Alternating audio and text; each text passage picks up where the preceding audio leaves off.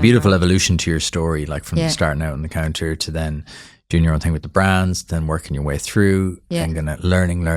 Like you've paid your dues. Yeah. You've kind of gone through each step. And I love your point there about like, it's the work experience. Yeah. I think that's so important. Doesn't matter what you want to do.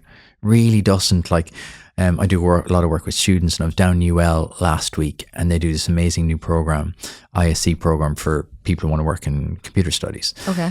And it's half and half. So come in and learn, they go out and work. Come in and learn, go out and work. Come in and learn. So important. It's just 50-50 split.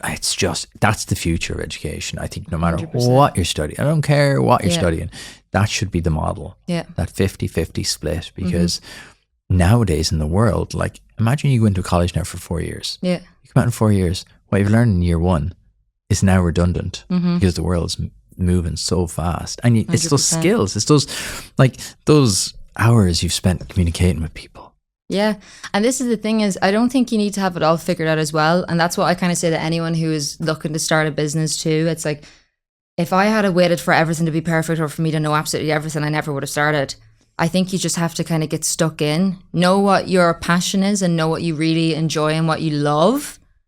But obviously you have to put in the work as well, but you don't need to know everything. When we first started Cash, we had no experience whatsoever. You know, I had this passion, I had this dream that I wanted to do, and I was going to put everything into it and make sure that the quality is absolutely perfect. But you learn as you go. You really, really do. We had no one working for us at the time.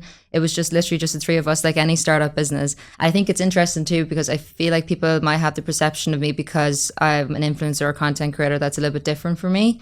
But anyone who starts up a business, you have to get stuck into the nitty-gritty little bits and pieces. I was out varnishing PR boxes.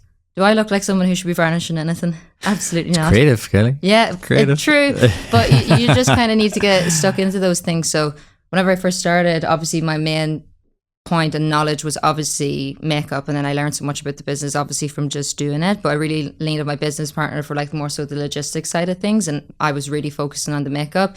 But as an influencer then as well, of course, it gives you a leg up maybe on certain, I don't know, situations. Obviously, I had an audience there already that were ready to kind of buy my products, but it also comes with a lot of pressure as well, as in I need to get this right first, like straight off the bat, because I've got all these eyes on me, and people already have a perception of influencer brands, so like I need to come in swinging. And it's very funny because we were actually talking about this the other day when we first brought in our first shipment. So the products get inspected over in the lab. We have a team over there that inspects them as well for us, which is unheard of. And then whenever the first shipment came in, we actually inspected that ourselves then as well. We were wearing hairnets, gloves, lab coats, everything. We inspected every single one of our first products before they went out, because I was not having anybody be unimpressed or not obsessed with what they were after purchasing. That kind of perfectionism and okay, this is my first impression I'm getting. People are having into my brand. It needs to be absolutely perfect.